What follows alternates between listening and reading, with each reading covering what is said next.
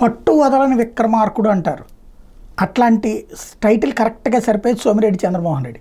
అన్నిసార్లు ఓడినా టిక్కెట్ సాధించడం మళ్ళీ గెలవడం అన్నటువంటిది ఆయన సాధించినటువంటి ఘనత.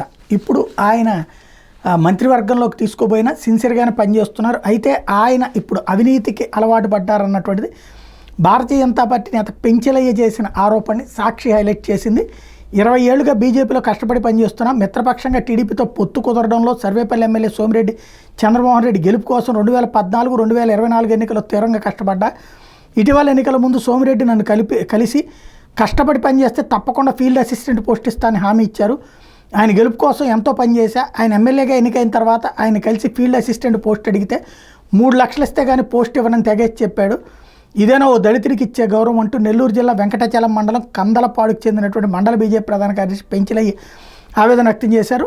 డైరెక్ట్గా ప్రెస్ మీట్ పెట్టి మరి నెల్లూరులోని ప్రెస్ క్లబ్లో ప్రెస్ మీట్ పెట్టి మరి మాట్లాడారు. సర్వేపల్లి ఎమ్మెల్యే సోమిరెడ్డి అవినీతిపరుడని దగాకోరంటూ ఆరోపించారు. ఎన్నికల సమయంలో సోమిరెడ్డికి బీజేపీ నేతలందరినీ టీడీపీ జిల్లా కార్యాలయం పిలిపించి పార్టీ నాయకులు కార్యకర్తలందరి సమక్షంలో బీజేపీ టీడీపీ వేరువేరు కాదని చెప్పారు.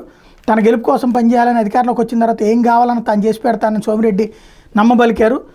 నాకు ఫీల్డ్ అసిస్టెంట్ ఉద్యోగం ఇప్పిస్తానని చెప్పిన ఎమ్మెల్యే 20 రోజుల తర్వాత పంపించిన జాబితాలో తమ గ్రామ పంచాయతీ పేరు లేదన్నారు. ఈ విషయం మీద ఎమ్మెల్యేని అడిగితే ఉద్యోగం ఫ్రీగా రాదు, నాకు ఎన్నికల ఖర్చు 100 కోట్లు అయింది, నీకు ఫీల్డ్ అసిస్టెంట్ పోస్ట్ కావాలంటే 3 లక్షలు ఇవ్వాల్సిందని డిమాండ్ చేశారు.